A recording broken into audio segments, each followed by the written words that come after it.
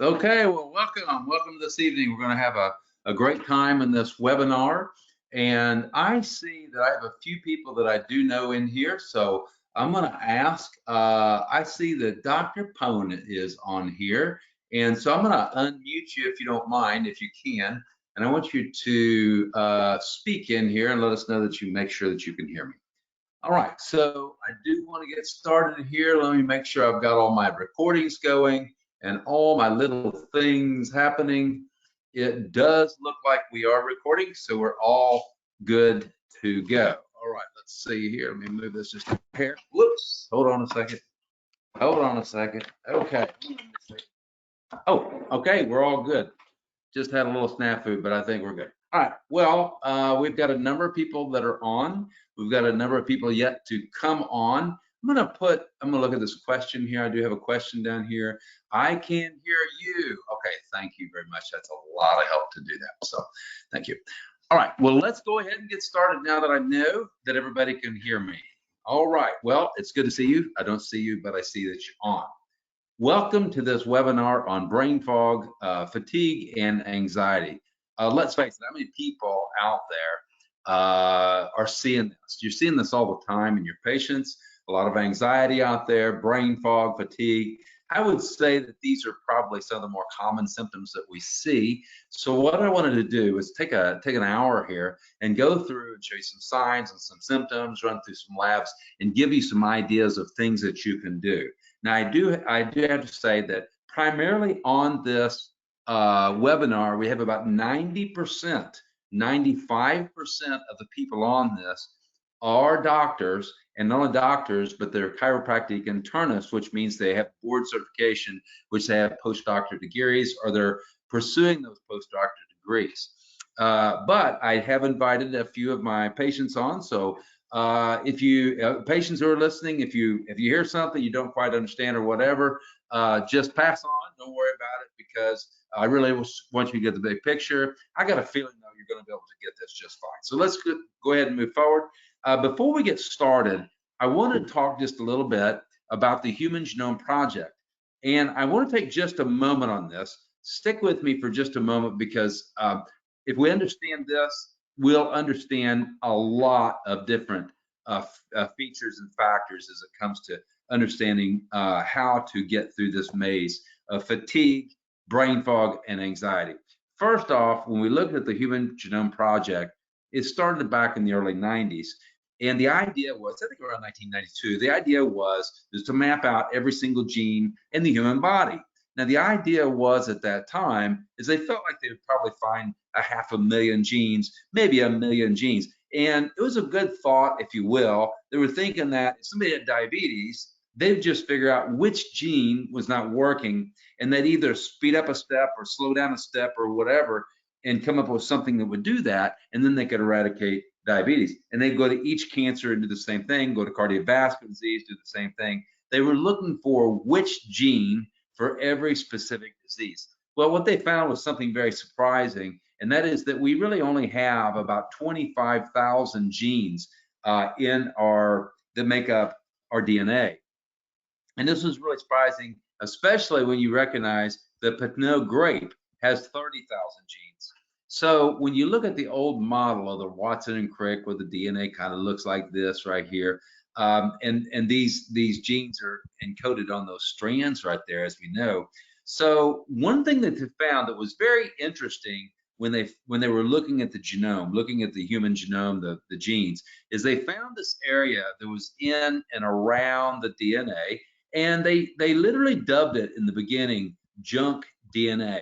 What does that mean? Well, they didn't really know what it was, so they said, well, we just call it junk DNA. Well, long story short, and I would love to go through the story, but it's a little bit, it'll be long for here. You can read it in a book called Disease Delusion by Jeffrey Bland. Disease Delusion by Jeffrey Bland. Great book to read, and he goes into this in a lot more detail. But the bottom line is this. What they found is that the DNA, the junk DNA, is not really junk DNA, but as it turns out, it is what's called the promoter region.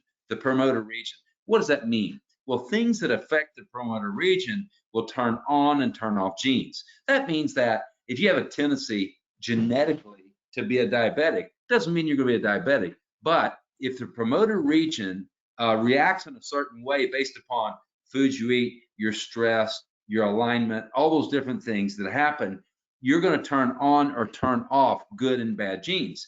So you might have a slight risk genetically of diabetes, but you've done everything wrong and environmentally, and so it's pushed into your genes, and you've turned on genes that should have remained quiet, and therefore you're the first diabetic in the family. On the other hand, you could be a whole long string of diabetics. You know, your dad had it, your mom had it, your grandparents had it, everybody had it, even people had their legs cut off or whatever from the horrible disease, late stage diabetes. But you, because of the way you treat yourself in that promoter region, you don't have the same problem. Now, here's what they found, and you'll find this when you read that book, Disease Delusion. But they found that there were 6 major factors that determine whether you turned on and off genes. And here again, stick with me. I have to lay the foundation before we get into our fatigue and brain fog and anxiety. Okay, so number 1, they found out foods you eat, foods that you don't eat, can play a role. So diet. Number 2, moving your body.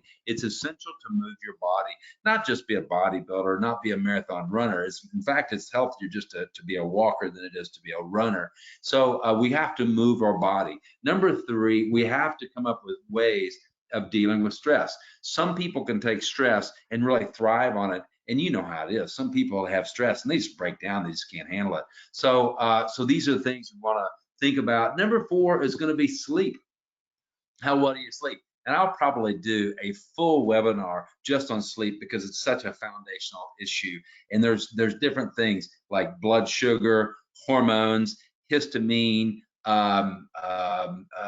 autonomic nervous system, sympathetic dominance, magnesium deficiency. There's a lot of different things that can actually push into poor sleep. And so it deserves its own webinar, and so we'll probably do one. These are monthly webinars. We're going to do them every the last Tuesday of every month at 7 o'clock. We're going to repeat this, but so that probably will be something we can do in the future. And number 5, toxic burden.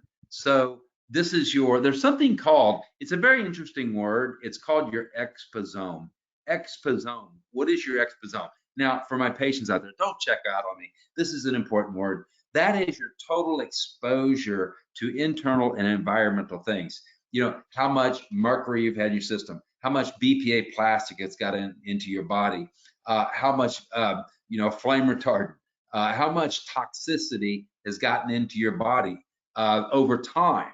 How many vaccines have you had? I mean, there's a lot of different things that can actually play into it. Our drinking water, fluoride, different things can play into dinging this exposome. And the more your exposome is dinged, the more it's going to cause your promoter region to turn off your good genes and turn on your bad genes. So it really is important. And number 6, and this comes from the Disease Delusion book. These are PhD people. I am a doctor of chiropractic. I'm a chiropractic internist. I do upper cervical work for my technique, and I do chiropractic internist, this type of work with patients day in and day out. And this is what we're teaching. But this is what they said. They said that structural integrity, that means your body balance. Is your head on straight? Is your body balanced? Do you need adjusted? Are you structurally aligned? So these are the 6 things that they actually identified as the most important movers that's going to affect that promoter region. So if you eat good food, eat bad food, don't move your body, move your body, have a lot of stress, you don't cope with it well, you don't sleep well, you got toxic burden, and you're all out of alignment. This is a recipe for really turning on that promoter region in a wrong direction. Now, having said that, let me move forward. I want to identify 6 foundational elements that if you don't, these are what I call game changers in this fact. If any one of these are not working right for you, you're really not going to reach your potential of health and life. You just can't because you're going to be blocked. These are what we call physiological foundations. So what do I mean by that is if you're going to build a house, right? If you're going to build a house, you've got to have the house sitting on a good, solid foundation. And if that house is not sitting on a good foundation, the house is going to be weak. Well, guess what? You got life in your body. And if you have a poor foundation physiologically, your body, your hormones are going to be out of whack. You're going to, you're going to be inflamed. You're going to be aging faster. All these things that we don't want are going to happen because you're not physiologically foundationally sound. So these are going to be really important things for us to pay attention to. Now tonight, what we're going to do is I'm going to actually focus in on blood sugar dysregulation. Why am I going to do that? Because it's not the only one of these that can really drive into fatigue. Of course, anemia will do that, anxiety and these things. But I will tell you, from my clinical practice, from seeing patients day in and day out over the last years, I can tell you this is the most common reason for people having fatigue, for people having anxiety and brain fog, that combination. Now, you might just be fatigued, but no brain fog and no anxiety. Then it may be just from, anemia, iron deficiency anemia, or anemia from B12 deficiency, low thyroid, different things like that. So all that could be in play. But if you want to give me a combination, especially of fatigue and brain fog, oh my goodness, but blood sugar dysregulation is going to get the top vote. So let's move forward. I want to show you this. I don't go too deep into this, but it's quite interesting. From these early studies, it became clear that insulin and a hormone secreted for blood sugar, its receptors are critical for longevity in species, from yeast or fungi to humans. Insulin lies at the heart of the biological pathway whose main function is to affect how efficiently we process food into energy. Let me put that real simple. Here's a cell right here. I'm going to make this asterisk a sugar molecule. Let's make it a glucose molecule. So glucose has to go into the cell and can be converted into energy. And this is the most common reaction that happens in the human body. Also, fat goes into the cell and converts into energy. This is the most common reaction that happens in the human body, converting food into energy. And I can tell you very specifically, if you do this well, you can live well. If you don't do this well, it's going to be very difficult to live well because you're not fulfilling a very basic need. Every single cell has a very specific requirement for energy just to process and do all the things that it does. So if you're not converting sugar or fat into energy well, then that cell is going to be sick. And when that cell is sick, it depends on what cell that is, it's going to manifest into a lot of different things. So blood sugar dysregulation, and specifically, I'm going to talk about what's called reactive hypoglycemia. And you might say, well, I don't want to listen to this because I don't have that. We'll stay tuned because you might have more of that problem than you know.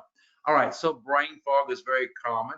A nervousness, cold sweats, that's way down the road. Depression for sure, OCD, vertigo, all these different things. Here's a big one, PMS. Anytime you have a lady with any menstrual issues, and I want you to put this in your memory bank, you always have to consider blood sugar dysregulation.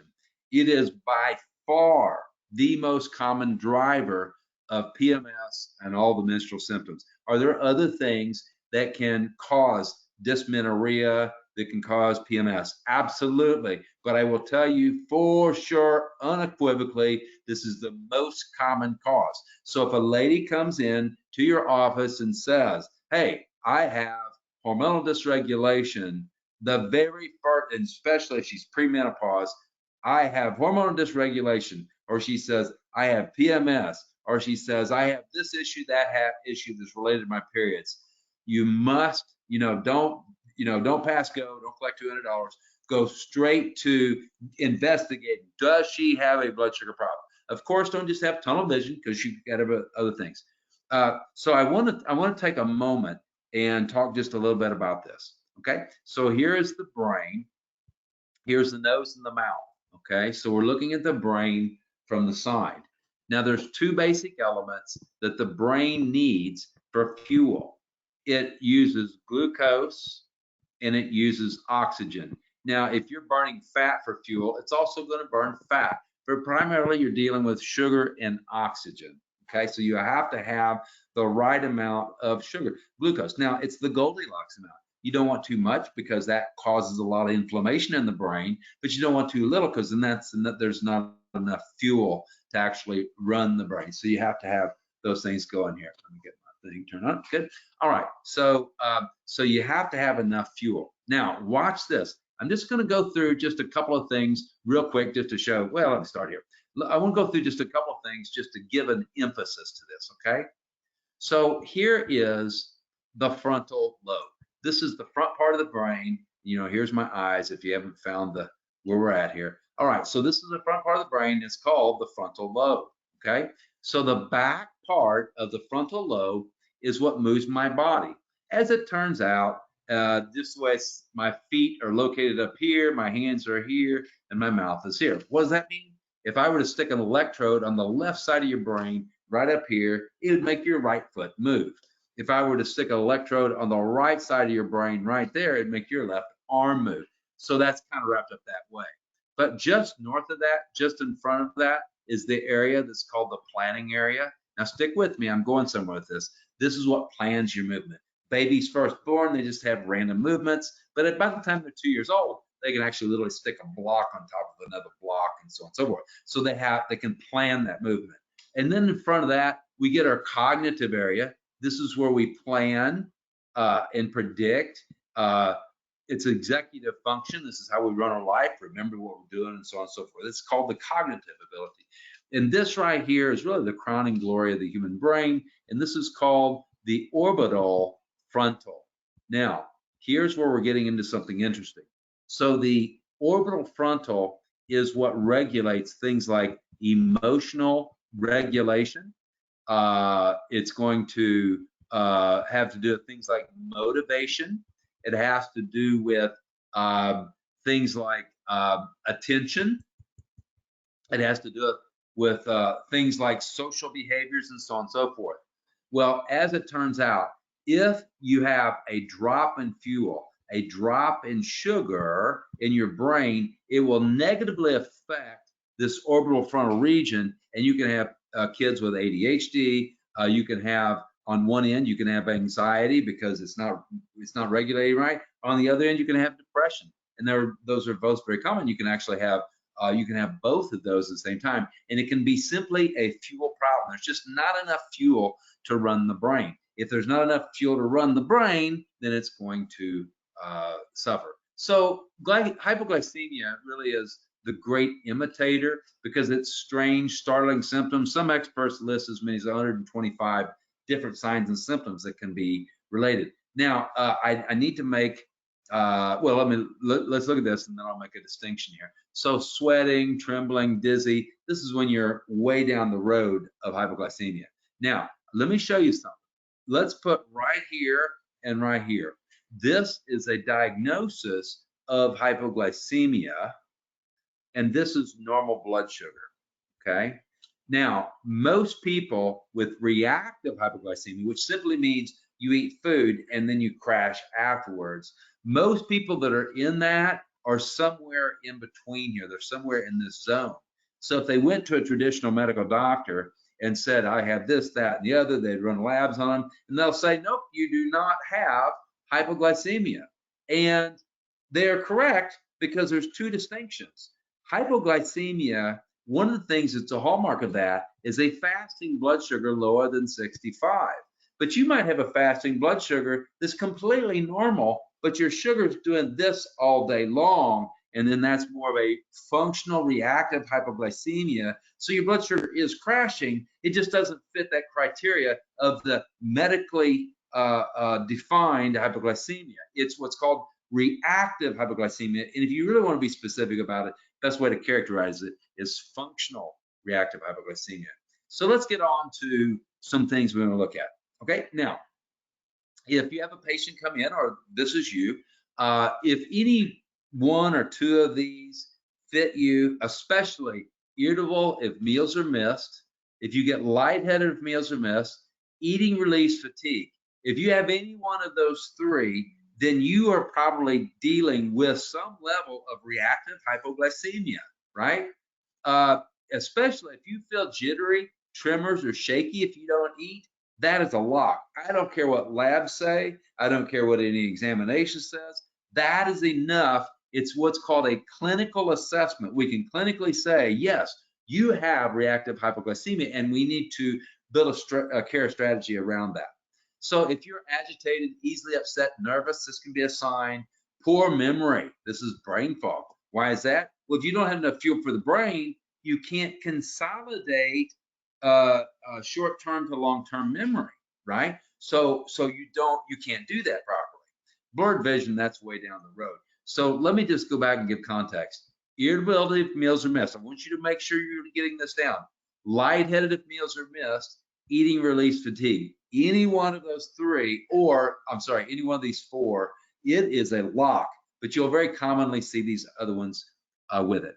So when we do a physical exam on patients, here's some of the things that we may see. And I want to walk through here.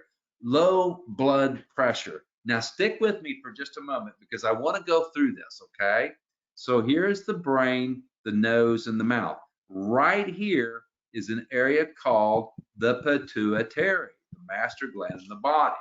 So when sugar drops, and you know what, let me back up because I've got to draw another drawing before this happens because I do need to put some context, and I don't think we have it here yet. All right, so perfect fasting blood sugar is 85.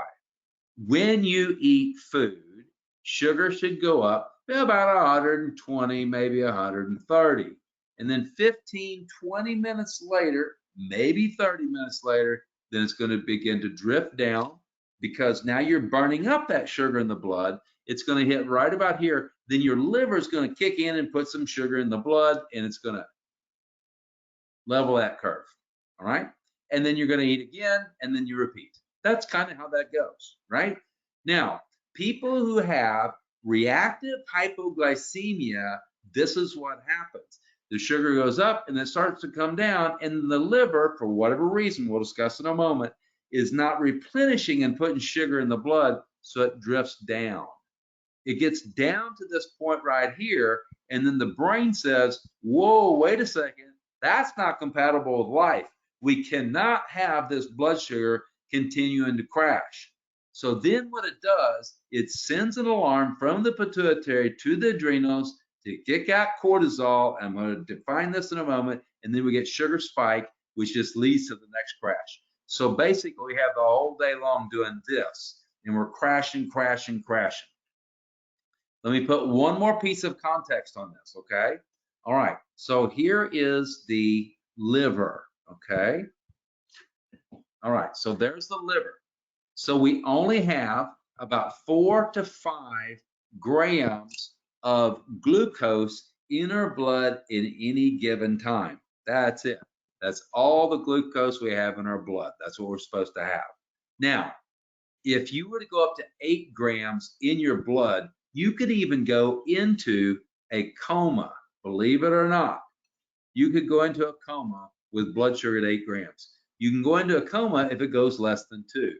Now, I always reassure patients, now this is not going to happen to you. You've got too many mechanisms to keep that from happening because I don't want them passing out on me thinking they're going to go into a coma, right? So, but having said that, the point I'm making here is it's a very tight range that your body, and specifically your brain, wants that sugar. It doesn't want too high, doesn't want too low.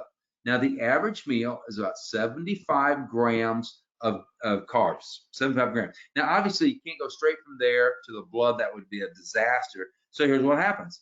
The very first place the sugar goes, once it hits the stomach, small intestine, is it goes into the liver.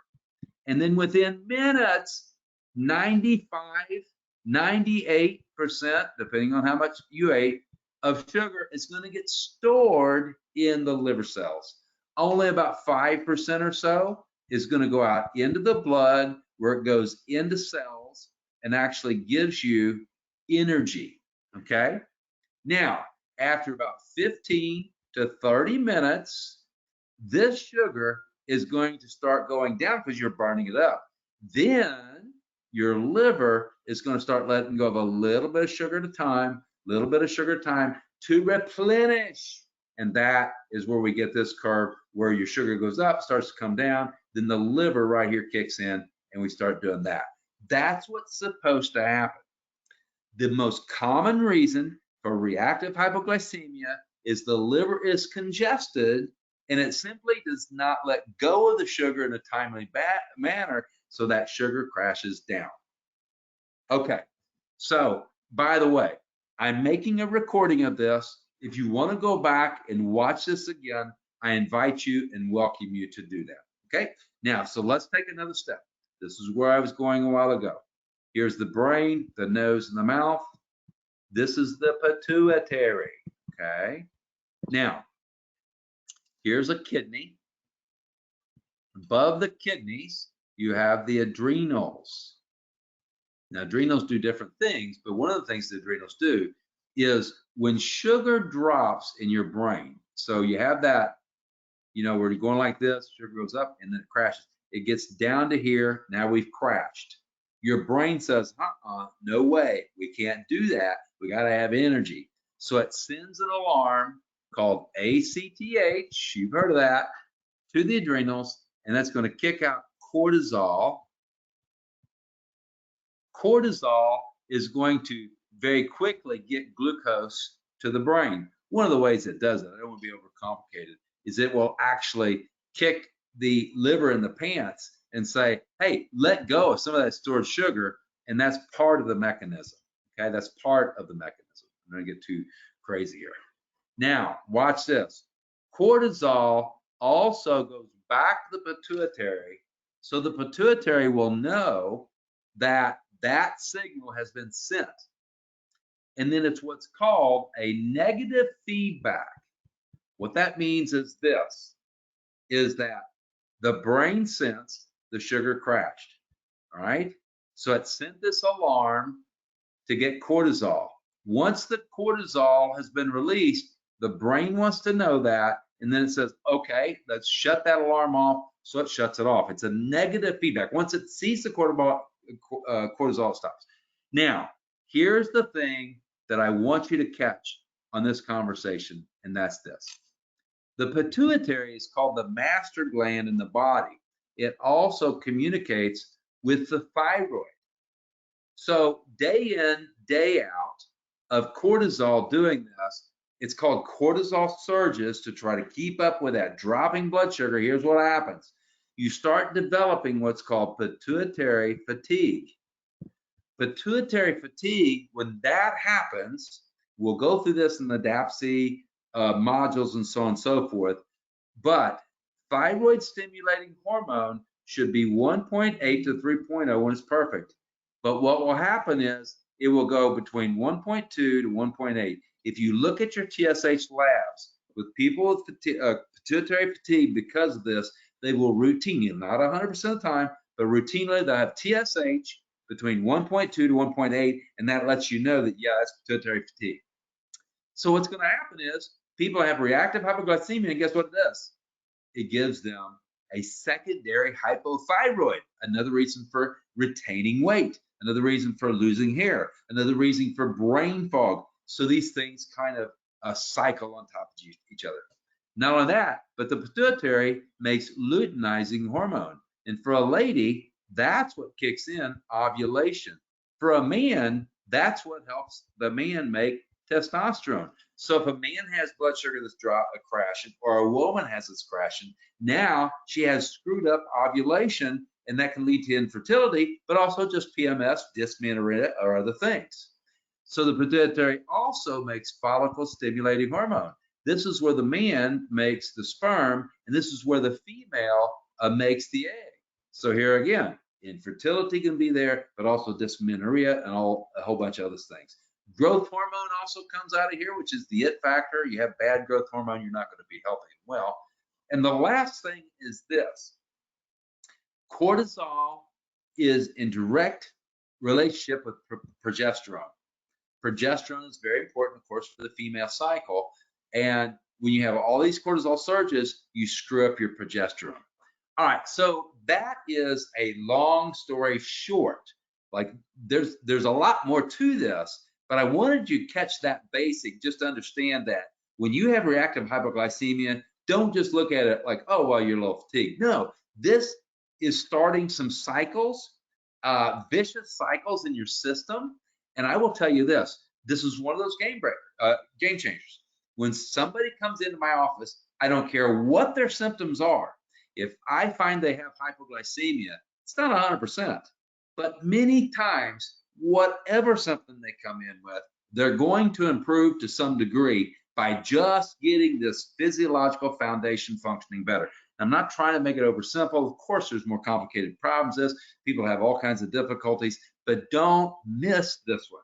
All right, so let's talk about physical exam findings. Now, one of the things that we'll see is this. Going back to this, pituitary, adrenals, and cortisol. Okay, so I know this is a bit of an advancement. I apologize for it, but there's something important to understand about cortisol. Cortisol modulates three main things in your body. It's going to modulate your blood sugar, it's going to modulate your blood pressure, and it's going to modulate your immune system. So when cortisol goes up, your blood sugar goes up, your blood pressure goes up. Now I want you to think about it. Cortisol is a stress hormone. So when our system is under stress, whether it's emotional stress or whether it's physiological stress like sugar dropping or anything like that, what do we need? We need energy for the brain. How do we get energy for the brain? Cortisol raises blood sugar and raises blood pressure, which gives us more oxygen. So this is an innate mechanism that your body does in order to get energy for your brain. It's cool. It's an innate mechanism. So when you are under stress, you're going to kick out cortisol so you can get more energy to the brain so you can deal with the stress. So cortisol's main function in the body is to modulate blood sugar, blood pressure. It also modulates your immune system. The more cortisol you have, the less your immune system is going to react. The less cortisol you have, the more it's going to react. And I'll give you an example. You can see this in babies, toddlers. They'll go to bed feeling fine. They'll wake up with a fever. Why is that? Well, when they laid down to go to sleep, the cortisol levels plummeted like they're supposed to, and that makes the immune system raise up. And if they're fighting a bacteria, then the immune system is going to get really active, go after that bacteria. And one of the ways we kill out a bacteria is to raise the body temperature to kill it. We don't have fevers just to make ourselves miserable. We have fevers so the body can heal itself. Fevers are not stuff to eradicate. You want to keep them in safe zones, but you don't want to just eradicate a fever. You got to let that fever burn things out so that it's part of your immune system. All right, that was for free. All right, let's move on. Now, what happens day in and day out when you do this? Blood sugar's dropping day in and day out, and it is. If it's for reactive hypoglycemia, it's happening every day. So this thing's going all back and forth, back and forth. What happens is now you can't make enough cortisol. So you're deficient in cortisol. So this is going to cause three main problems. You're not making enough cortisol because you have a form, I don't want to call it adrenal fatigue, but you just have a form that you're not making as much cortisol. You can call it adrenal fatigue, but that's kind of well, just leave that alone. We'll talk about that later. All right, so there's three things that's going to happen when you hit this tap too much, right? You're not going to make as much cortisol. Now, you already had reactive hypoglycemia, but it's worse now. Why is it worse? Because now it's not just the fact that you're crashing like that, but you don't even have enough cortisol to be able to keep it up normally. So now you're really starting to march towards frank hypoglycemia, which could be diagnosed traditionally in traditional medicine. Now, also, number two, now you can't keep your blood pressure up. Now your blood pressure is low. And by the way, your blood pressure should be at least 110/70. If your low number goes below 70 or your top number systolic goes below 110, that is low blood pressure functionally. And what that means is, let's say your blood pressure is 100/60. There's not enough pressure to adequately perfuse the oxygen from the blood into the base of the brain. You're not going to get enough oxygen. Now, do you have enough to live? Yeah, you're still alive. But you hear this all the time. People say, Well, I got my blood pressure 90/60, but that's normal for me. Well, that might be usual for you. That may be average for you, but that's not normal.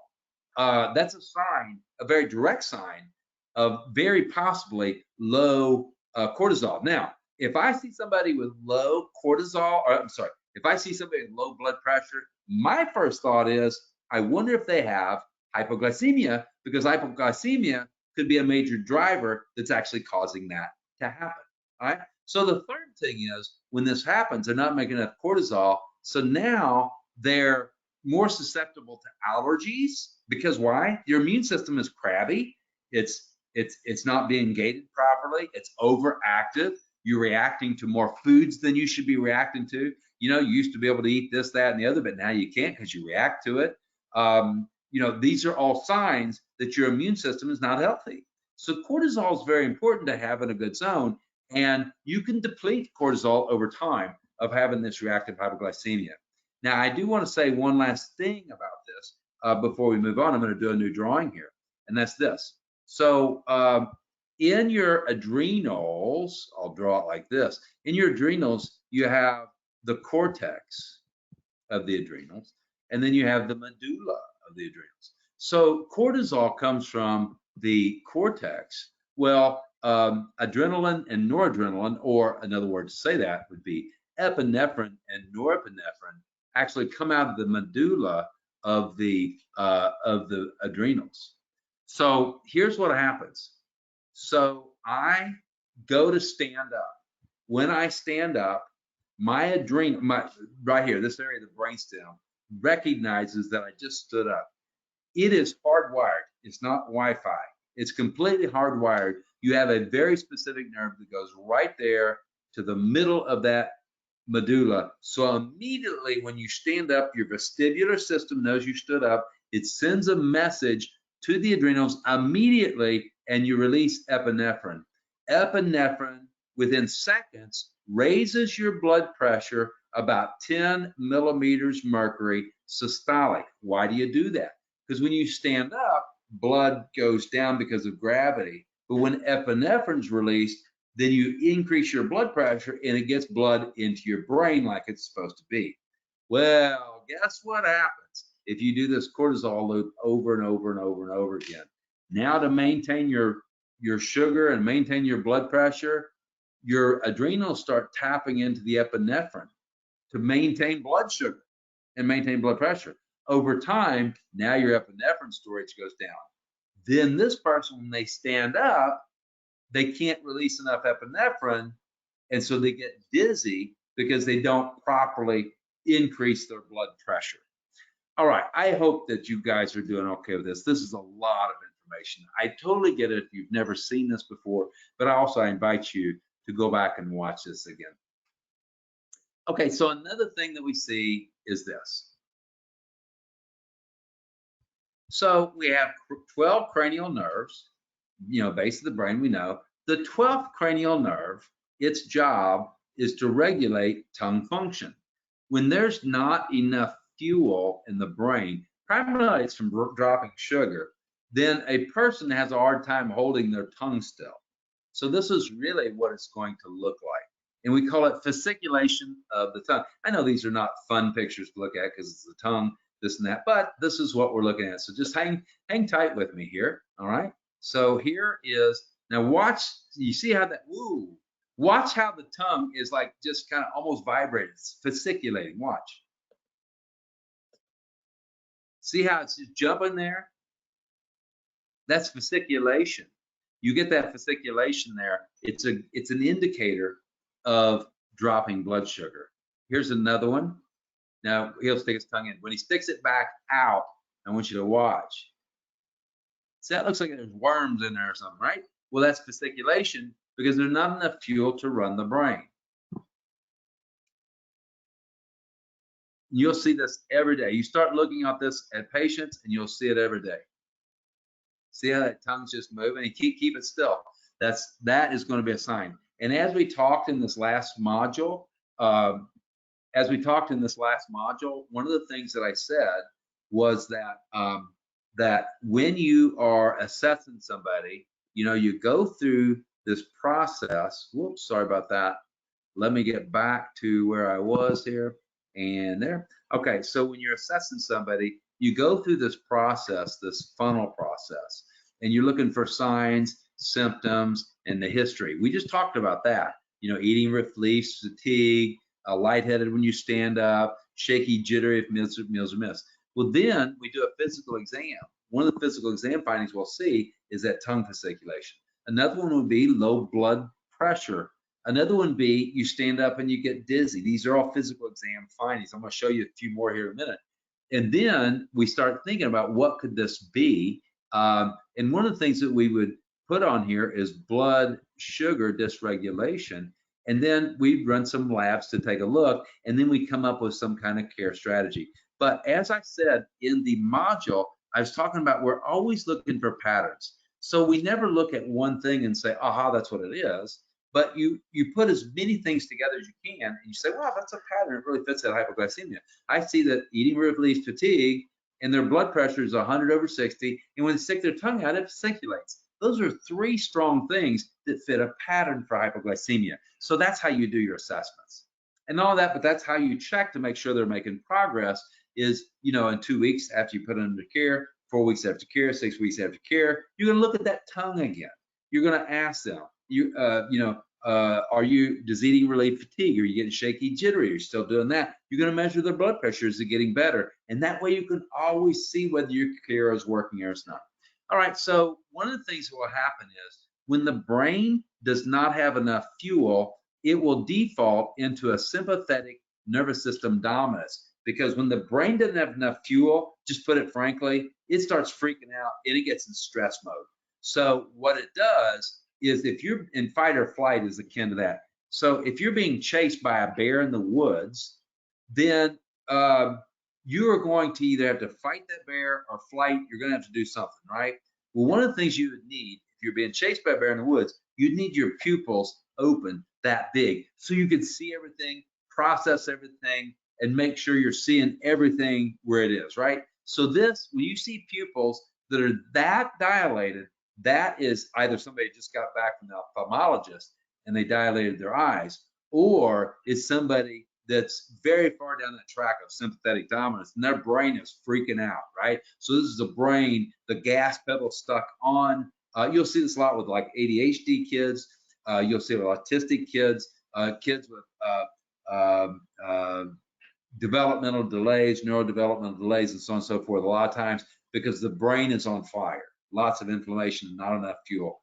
So anyway, this is a case we saw. And this girl did have some food sensitivities, but she also had some blood sugar dysregulation. This is about 6 weeks after care. And you can just see just a world of difference in this girl. And but this is just a sign that we just had got her some food she's reacting to and got the blood sugar working right. And her whole brain, you can just look at it. That brain is much better place right there. Very helpful for this girl. But that's some of the stuff that you can expect to see.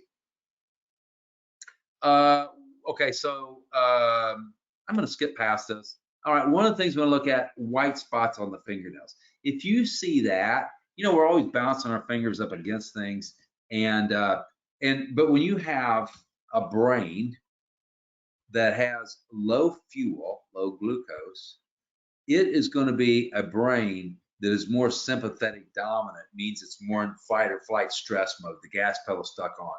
Well, if you're being chased by a bear in the woods, the blood will leave your hands and go to your big muscles so you can fight or you can run. Like you can't run with your fingers, right? So you run with your big muscles. So blood leaves here. Well, that's what causes low circulation. You get low circulation, that's when these white spots show up, right? So that's kind of what that is. Brittle fingernails, all that can be kind of part of that. Capillary refill time, you do this, you push, and then you do that, and it should be white for about 2 seconds. If you push on your finger like this and let it go, and it's like 4 seconds later, it's still white, that's a slow capillary refill time. It's a sign of poor circulation, which can fit a pattern of that sympathetic dominance that comes from low fuel in the brain. We talked about blood pressure, we talked about that. All right, I'm going to talk a little bit about labs, and then I'm going to give you some ideas for care strategies and hopefully get through a case. All right, so that's a lot for 10 minutes or 15 minutes. All right, so here's one of the things that we see. All right, so glucose goes into cells and it gets converted into ATP, which is energy, right? So it goes into the cell and gets converted to something called pyruvate. So pyruvate either goes down into the mitochondria and goes through that Krebs cycle, or it goes this way and makes lactate. There's an enzyme called LDH, or lactate dehydrogenase. Some labs just make it LD. So what this is an enzyme that helps you convert sugar into energy. So here's the bottom line. In nature, if you don't use something, you don't make as much of it. All right. So if you have somebody whose sugar's doing this through the day and they're in the basement a lot, then there's just not enough sugar floating around and they just don't make as much of that LDH, that enzyme. So if you have an LDH on your blood work that is 140 or lower, that is a sign that strongly fits a pattern of reactive hypoglycemia. Now, put a caveat to this. If somebody's on an extremely low carb diet, they're on a ketogenic diet, or they're eating less than 20 net carbs a day, then they probably going to have low LDH because they're burning mostly fat for fuel, and they don't have this problem. They don't have this problem, right? So, but if somebody's eating what we call the SAD, which is just the standard American diet, then and if they have a low LDH, you can take it to the bank. This is going to strongly favor that pattern. So when you run blood, you always want to look at that LDH. A fasting glucose lower than 80 is also a sign that fits the pattern. The other one that's a strong indicator is this one right here. So if your cholesterol is 180 and your triglycerides are sitting there at 60 and it's a 3-to-1, that fits a pattern. Why is that? Tri means 3, glycer is sugar. So we have 3 fats wrapped around 1 molecule of sugar. So triglycerides, we think of those as being high, being related to insulin resistance, and that's true.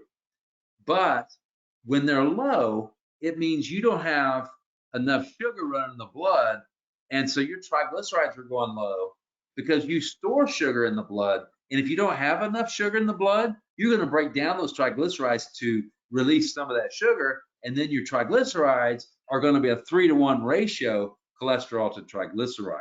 Now, if you see a cholesterol to triglyceride ratio 3-to-1, it heavily favors reactive hypoglycemia, but it's not the only thing that can do it.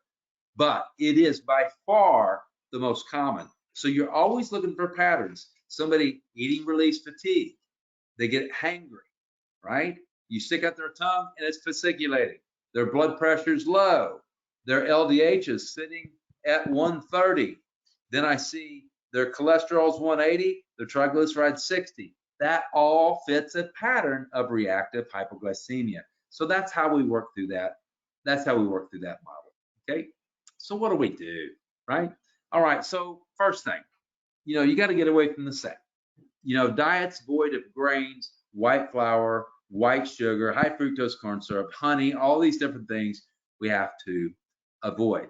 Now, there's different ways to go about it. We can go all the way full on keto. We can do, a modified paleo. We can do like a Mediterranean. There's all kinds of different diets that we can do. For your garden variety average hypoglycemic, I kind of like the paleo. The reason why is this. If we put them on a keto and they're only eating fat and they have hypoglycemia, then they're really going to go through that keto flu really hard. So because in your cells, you have this mitochondria and it's going to convert fat or glucose into energy, right? So if somebody is a hypoglycemic, they're going heavily down that pathway. And then if they have no carbs whatsoever and you're only feeding them fat, they're really going to have a big challenge with that. So you really don't want to do that so much. So what I would do with these folks, put them on that modified paleo, a lot of root vegetables. The main thing is it's a low, no grain diet, meats, sweet potatoes, vegetables, and different things like that. You can look that up. We do a modified paleo. So here's some things you want to do. All right. So they need to have a breakfast, they need to have a lunch, and they need to have a supper, and they need to have a snack in between. Because what we really want to accomplish is this right here.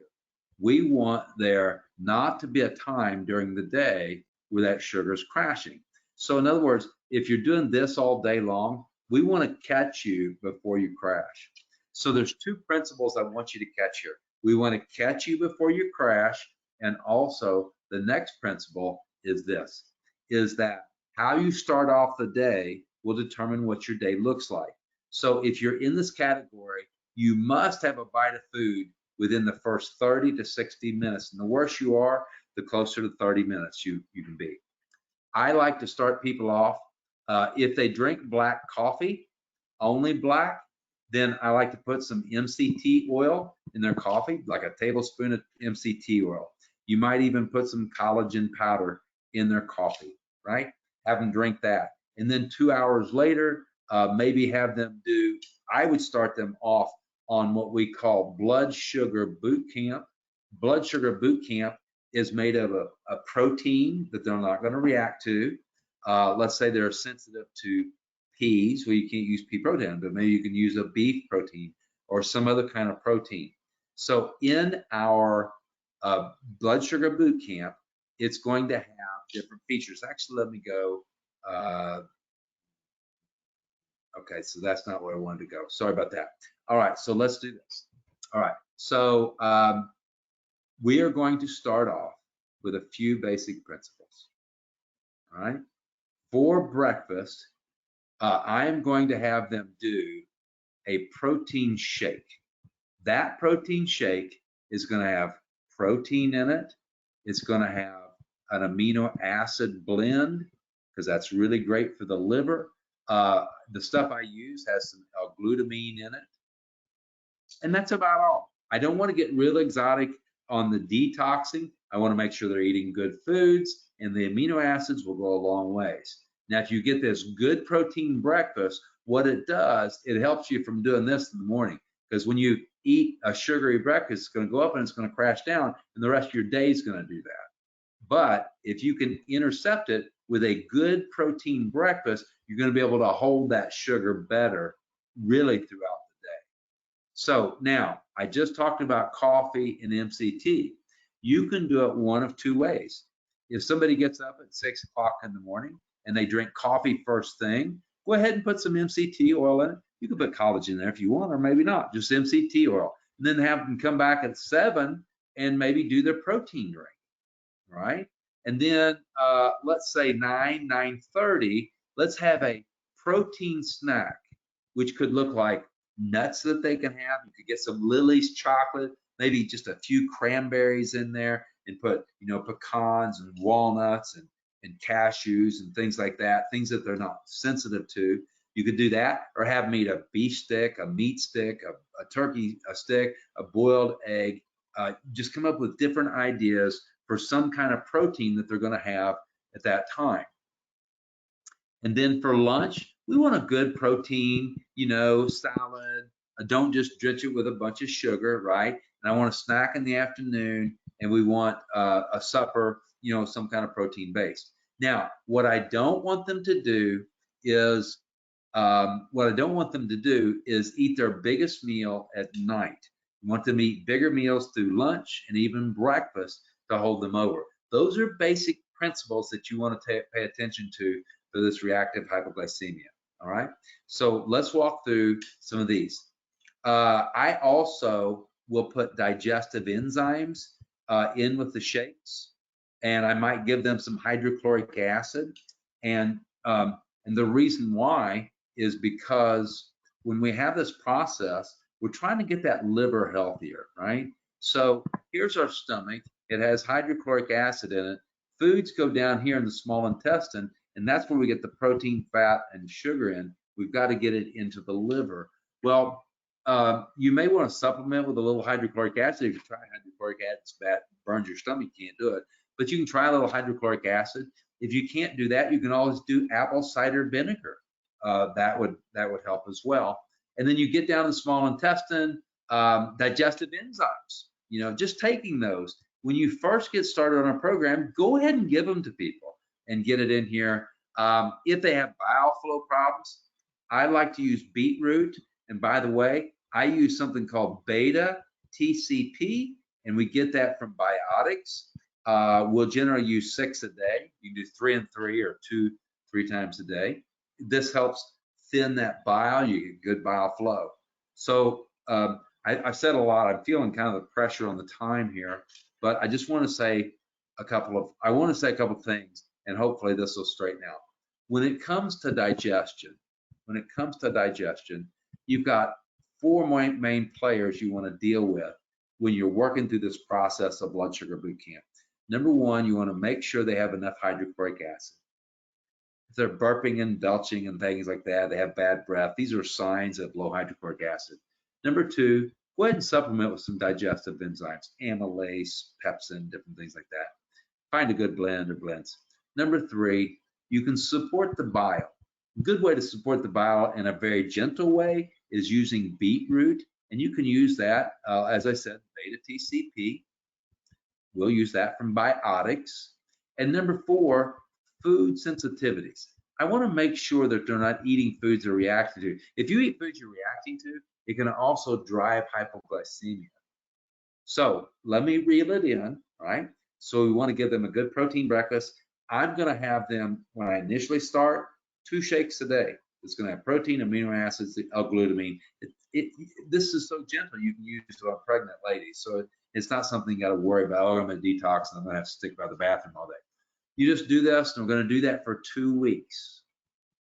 And once I've done that for 2 weeks, then I'm going to recheck that patient. And in 2 weeks, if everything's going well, by the way, I'm going to have my nurse checking in on them through that 2 weeks, make sure everything's going okay. When they come in 2 weeks, then I'm going to have them do that blood sugar boot camp again. But this time, I'm going to go 1 shake a day. So either a 6 to 10 week program of doing that blood sugar boot camp seems to work really well, keeping them on the diet, making sure they're eating their snacks, they're not going long times without eating, and you're supporting basics of digestion. That's really it. That's the main thing, okay? Now let's go on, of course, you know, keep them off the cereals, keep them off all the junk, you know, healthy food is not that hard, so breakfast is a must. A lot of times hypoglycemics don't like to eat breakfast, right? I want to go through, here is, if you got just a couple of minutes here, let me see where we're at. And, whoops, sorry about that. Okay, so we're doing very well here. Okay, we've got a lot of people on. So I'm going to try to walk through a case study here. It may go just a couple of minutes long. If you need to drop off, that's fine. But let's go ahead and do this. Here's a lady who comes in. She has depression, weight gain, fatigue, brain fog, dysmenorrhea, a hormonal imbalance. To me, this screams blood sugar issue, all right? So let's look at her labs. Okay, so one thing we see is if we are to look at the cholesterol to triglyceride ratio, cholesterol is 202, triglycerides are 60. So that definitely is that 3-to-1 ratio. If you go down to the bottom, our LDH, and I'll just point this out, on the bottom here, that's our cholesterol, but on the bottom here, our LDH is sitting at 113. That's well below that 140. So that's a pattern of hypoglycemia. And also the bottom, the TSH down there, if you look at that, it's 175. And if you were taking notes, I was talking about how TSH really should be 1.8 to 3.0 when it's between 1.2 to 1.8. Even at 1.75, that also fits a pattern of pituitary fatigue. So to me, it makes sense that she has all this going on. Her blood sugar is messed up and it's screwing up her hormones. So that's what's really going on with her. So let's go further. Now we'll take this a little step further here. Look at this, her ferritin and iron. Look how low that ferritin and iron is. I can't really see the ferritin because I got something that's, oh, it's 7. So she's terribly anemic and she has huge blood sugar problems. She doesn't have a chance. She has no fuel for that brain. remember, we need glucose and we need oxygen for fuel. And when your ferritin goes lower than 25, you have iron deficiency anemia, and she has it. She's at 7. So she has very little oxygen go to the brain. Her blood sugar is crashing. Is there any wonder why she's depressed, why she has brain fog, she has no energy, her hormones are screwed up? So I will tell you, in a case like this, as complicated as that sounds, we just did a few things. I did my upper cervical chiropractic. That's the technique I used. I put her on blood sugar boot camp, just like I talked to you guys. We kept her on that for a few months, and I gave her some iron. That's all we did. It wasn't any more complicated. And I'm going to tell you, this lady, if she would have went to a psychiatrist, psychologist, she'd have been given this, that, and the other. She'd been given, all kinds of heavy-duty drugs. If she would have went anywhere, just regular traditional care, they would have really screwed her up, because they wouldn't have gotten to the root cause of what's really doing this, right? And this is our outcome in 12 weeks. Patient reports resolution of all symptoms. And just a remarkable case. But let me tell you this is just one case, but I will tell you unequivocally, I have seen hundreds of these turn around exactly like this. I'm not surprised when somebody comes in and they give me a basket full of these kind of symptoms, that we just simply resolve their blood sugar. And if they've got anemia, resolve that. And physiologically, their foundations are now working right. Their body's able to heal itself. And now, voila, you look like the hero, but really you just did a few things.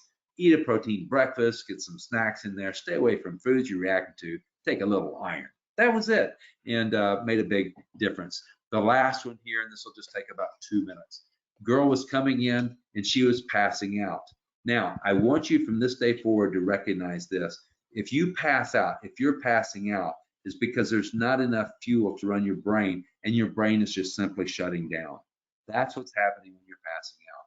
In fact, if you look at the autonomic nervous system, we have, it's baked on, it's a 3-layer cake. This is the first layer is called the unmyelinated vagus, and we'll talk a lot more about this. But this is what gives you the freeze response, and that's developed in the first 16 weeks after conception. About week 16, your sympathetic nervous system begins to develop, and that's when mom starts feeling kicking. This is your movement system, but your movement system keeps you from freezing. And then on top of that, you have your regular vagus system, and this is the system that regulates your autonomic nervous system. I know it's a long story short. I'd love to teach a whole seminar on that, but bottom line is, when you have low sugar and you have low oxygen and you have some kind of inflammation going on, that's a triple combination, perfect storm that's going to wipe this out and throw you into a freeze response. When you don't have enough fuel to run the brain, you're going to pass out. So this is what was going on with this girl. For the last 10 years, she was fainting, didn't know why. And before she stopped, 1 week prior, patient was consulted a neurologist in Barnes Jewish Hospital. And so we checked a few things. So if you look at it, so her cholesterol to HDL, triglyceride level looks good. Her glucose is low. That's a low glucose. Her LDH is definitely in that hypoglycemic range. So we've got that.